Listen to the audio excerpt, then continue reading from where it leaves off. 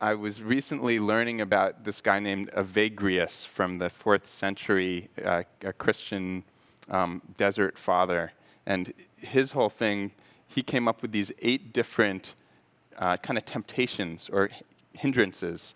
In Buddhism, it's the hindrances, the things that block you. But he had these 8 different ways, since they were all basically meditating monks at that time, these 8 different ways that the thoughts would get caught, right? That you'd have lust, that you'd have gluttony, these men living alone and meditating deeply, what gets stirred, which ended up becoming the 7 deadly sins. And so the seven deadly sins, they weren't originally sins or deadly. They were just like things that block your meditation. They block your spiritual development.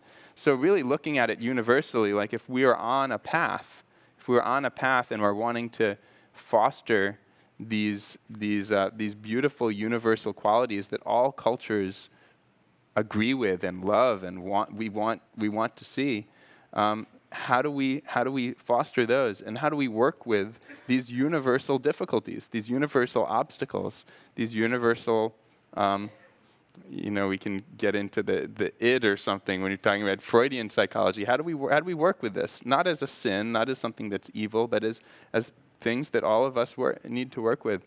So it is, I think a lot of the different mindfulness and education organizations are bringing in more of these type of universal values, ethics. A lot of us started more just with the attention practices and compassion practices. We're getting more into that.